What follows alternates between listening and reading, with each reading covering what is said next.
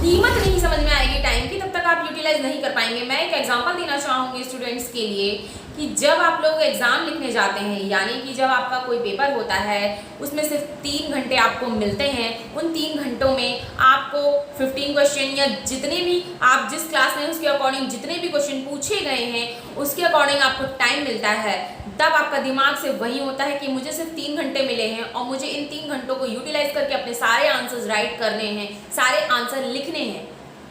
तब आपका time waste क्यों नहीं होता है? क्योंकि आपको पता होता है कि सिर्फ 3 घंटे हैं और वो 3 घंटों में आप अपना पूरा पेपर अटेंड करना चाहते हैं। तो इसी तरीके से कुछ आप अपनी लाइफ, अपनी डेली लाइफ, अपने स्टडी रूटीन के साथ कीजिए, यानी कि आप कुछ स्ट्रिक्ट ऐसे रूल्स क्रिएट कीजिए जिसमें आप एकदम परफेक्ट रहें। नो आपकी पढ़ाई को डिस्ट्रैक्ट करे, ऐसा कुछ भी आपके पास में नहीं होना चाहिए। देन आप कंसंट्रेशन कर पाएंगे, तभी आप कहेंगे कि हाँ मेरा टाइम मैनेज हुआ है। That is called time management. और इसके टिप्स आपको मैं आगे बताऊंगी।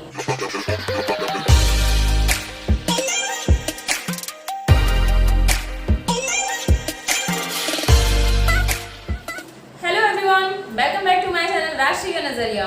कैसे हैं आप लोग? मुझे बहुत सारे डीएम आए हुए थे, उसमें ये पूछा गया था मुझसे कि आप टाइम मैनेजमेंट कैसे करती हैं as a housewife. And बहुत सारे स्टूडेंट को ये क्वेरीज थी कि स्टडी रिलेटेड टाइम मैनेजमेंट कैसे किया जाए। तो मैं उनके लिए लेके आई हूँ कुछ अपने टिप्स एंड ट्रिक्स जो मुझे पता थे, जो मैंने कहीं से पढ़े हैं, जो मैंने सुने हैं, समझे हैं, शायद वो आप लोगों के काम आ सकें। तो आज मेरा जो टॉपिक होने वाला है वो है टाइम मैनेजमेंट। मैं आपको सिर्फ एक क्वेश्चन पूछना चाहती हूँ कि आपको टाइम मैनेज क्यों करना है?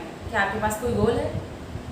क्या आप पढ़ाई कर रहे हैं या आपके पास कोई ऐसा वर्क है जिसके लिए आप टाइम मैनेज करना चाहते हैं? सबसे पहले मैंने ऐसे बहुत सारे लोगों को देखा है, ये कहते हुए सुना है, यार मेरे पास तो टाइम ही नहीं होता है, मेरा तो टाइम ही चला जाता है, मेरे पास तो टाइम ही नहीं बचता है, मेरे पास बिल्कुल भी टाइम नहीं है ये वर्क करने के लिए। और हाँ, इम्पॉर्टेंट वर्क करने के लिए ही आपके पास टाइम नहीं होता है। ऐसा क्यों होता है? क्या आपको नहीं लगता कि आप लोगों के पास जो इम्पोर्टेंट वर्क है उसके लिए आपको सबसे पहले टाइम निकालना चाहिए? तो सबसे पहले मैं एक बात आप लोगों के सामने क्लियर कर देना चाहती हूँ कि टाइम मैनेज वही कर सकता है जिसके पास कोई गोल हो। जी हाँ, यानी अगर आपके पास में कोई एम है या आप स्टडी कर रहे हैं, यूपीएससी कर रहे हैं, पीएससी कर रहे हैं, एसएससी, जो भी एनीथिंग एल्स, जो भी आपका टारगेट है, आप यूपीएससी एस्पिरेंट्स हैं, तो आपके पास वो टारगेट है ना कि मुझे ये करना ही है अचीव। तो आपको जब आपके पास गोल है देन आपको वो टाइम तो निकालना ही पड़ेगा। जिनके पास गोल नहीं है वो टाइम मैनेजमेंट कर ही नहीं सकते।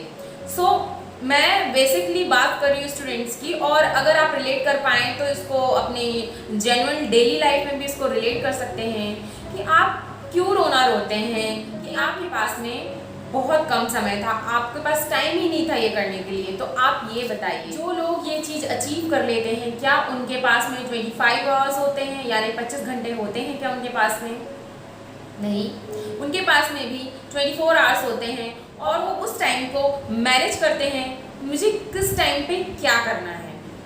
ठीक है, इसका मतलब ये है कि जब भी आप ये सोचें कि मेरे पास टाइम नहीं बच रहा है, तो आप एक चीज़ ध्यान रखिए, जो लोग ये कर रहे हैं या कर चुके हैं उनके पास भी 24 आवर्स ही होते हैं ये काम को करने के लिए, और उस टाइम पे उन्होंने उस चीज़ को बहुत ही अच्छी तरीके से मैनेज करके किया है।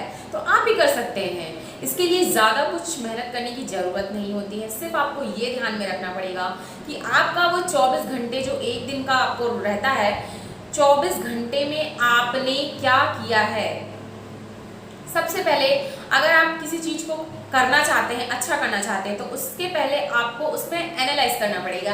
यानी कि आप 2 या 3 दिन पहले एक लिस्ट बनाइए। आप डेली जो भी काम कर रहे हैं उसमें से आप ये लिखिए कि आपने ज़्यादातर टाइम को कहाँ पे वेस्ट किया है। अगर आप ऐसा नहीं कर सकते हैं तो आप नॉर्मल सा सिंपल सा एक पेज लीजिए, उसमें डेट डालिए, आज की डेट ये है, आज का रूटीन मैंने कितने बजे से कितने बजे तक क्या किया, कितने बजे से कितने तक मैंने क्या किया है। जब आप 3 दिन तक ये कर लेंगे उसके बाद आपको पता चल जाएगा। खुद एनालाइज करिए, बैठ के देखिए कि ऐसा कौन सा टाइम था जो मुझे वेस्ट नहीं करना चाहिए था और मुझसे वेस्ट हो गया है, यानी आपका वो समय बर्बाद हो गया है। जैसे कि फेसबुक, इंस्टाग्राम, वीडियोस देखना, गेम्स खेलना, ये सब भी नेसेसरी है अगर आप उस टाइम को यूटिलाइज कर रहे हैं अपने पढ़ाई के लिए। अगर आप ऑनलाइन स्टडी कर रहे हैं, अगर आप कोई कंटेंट ढूंढ रहे हैं अपनी पढ़ाई से रिलेटेड इंस्टाग्राम, फेसबुक में, दैट्स ओके, वो टाइम आपका यूटिलाइज हुआ है। लेकिन अगर आपने उस वक्त को अपनी पढ़ाई में यूज़ नहीं किया है तो आपका समय कहाँ गया है। तो ये आप ही डिसाइड कर सकते हैं कि जिस समय को आपने बर्बाद किया है उसे हम किस तरीके से यूज़ करेंगे। तो सबसे पहले आप ये फाइंड कीजिए कि आपका समय बर्बाद कहाँ पे हो रहा है, यानी कि उस 24 घंटे में नेसेसरी जो चीज़ें होती हैं, 8 घंटे सोना कंपलसरी है। आप बिल्कुल स्टूडेंट हैं तो आपको 8 घंटे की नींद बहुत ज़रूरी है कि आप 8 घंटे सोइए। That's enough. 8 घंटे आप प्रॉपर नींद कीजिए, तभी आपका दिमाग काम करेगा, प्रॉपर तरीके से काम करेगा। ठीक है, नेक्स्ट स्टेप में आप जाइए और देखिए कि 8 घंटे के अलावा जो आपके पास टाइम बचता है, टोटल 16 आवर्स, उसमें भी आप 3 आवर्स यानी 3 घंटे आप अपने नेचुरल डेली काम में निकाल सकते हैं। उसके बाद आपके पास जो टाइम बच रहा है वो आप किस लिए लगाना चाहते हैं। क्या वो टाइम आपके एम के लिए ज़रूरी नहीं है या फिर आप अपने टाइम को यूं ही बर्बाद करना चाहते हैं। देखिए, वक्त जब चला जाता है तभी हमें पछतावा होता है कि काश मैंने वो टाइम को यूज़ कर लिया होता। ये पहला टिप था कि सबसे पहले फाइंड कीजिए कि आपने कहाँ पे टाइम बर्बाद किया है, यानी कि और बिल्कुल सच्चाई से अपने साथ झूठ मत बोलिए, बिल्कुल रियल रहिए, लॉयल रहिए, रियलिटी से ये चीज़ को फाइंड करके लिखिए कि हाँ मैंने यहाँ पे टाइम वेस्ट किया था। ठीक है, देन नेक्स्ट स्टेप में आते हैं। वो नेक्स्ट स्टेप ये है कि अगर आप पढ़ाई कर रहे हैं तो अपना टाइम किस तरीके से मैनेज करेंगे। 2 टाइप के लोग होते हैं, एक वो जो प्रॉपर टाइम टेबल को फॉलो कर पाते हैं, यानी कि A to Z 1 by 1 minute का वो हिसाब यूटिलाइज कर पाते हैं, और दूसरे वो जो एकदम एग्जैक्ट टाइम टेबल को फॉलो नहीं कर पाते हैं। तो मैं दोनों तरीके से आपको बताती हूँ। जो लोग प्रॉपर टाइम टेबल बना के उसे मैनेज कर पाते हैं वो उस तरीके से टाइम टेबल बना के अपने काम को डिवाइड कर लीजिए, और जो लोग प्रॉपर तरीके से टाइम टेबल मैनेज नहीं कर पाते हैं उनके पास भी एक रास्ता है। वो ये है कि आप टाइम टेबल सिर्फ उस चीज़ का बनाइए कि मुझे इतने घंटे पढ़ाई करना है।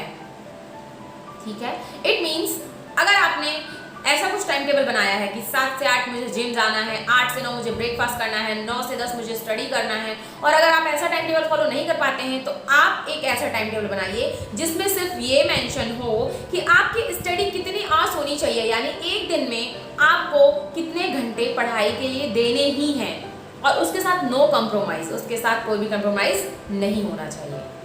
ठीक है, तो ये सेकंड चीज हो गई। नेक्स्ट हम बात करते हैं कि इसके लिए बहुत सारे टिप्स एंड ट्रिक्स ऑलरेडी कई लोगों ने बताए, कई बुक्स हैं, कई ऑथर हैं, कई राइटर हैं जिन्होंने टाइम मैनेजमेंट के बारे में बहुत सारा कुछ लिखा हुआ है।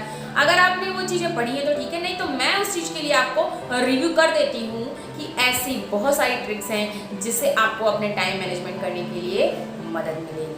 सो आई थिंक मुझे लगता है कि वो टिप्स एंड ट्रिप्स मैं आपको नेक्स्ट वीडियो में दूंगी। आज के लिए सिर्फ इतना ही। तो पहले आप फाइंड कीजिए कि आपका टाइम मेन बर्बाद कहाँ पे हो रहा है, देन आप उसको सुधार पाएंगे कि हाँ मुझे ये टाइम यूटिलाइज करना है। चलिए, मिलती हूँ मैं आपको अपने अगले वीडियो में टाइम मैनेजमेंट की टिप्स के साथ में। तो बने रहिए मेरे चैनल पे। अगर ये वीडियो यूजफुल हो तो प्लीज़ अपने फ्रेंड के साथ में शेयर ज़रूर कीजिएगा, एंड कीप वॉचिंग। लास्ट तक वीडियो ज़रूर देखा कीजिए क्योंकि बहुत सारी इंपॉर्टेंट चीज़ें होती हैं जो आप मिस कर देते हैं, देन बाद में आप लोगों को रियलाइज़ होता है कि मुझे ये वीडियो शायद समझ में नहीं आया है। तो don't skip, continue full watching, बने रहिए मेरे चैनल पे। मैं मिलती हूँ आपको अपने एक अगले वीडियो में, तब तक के लिए बाय।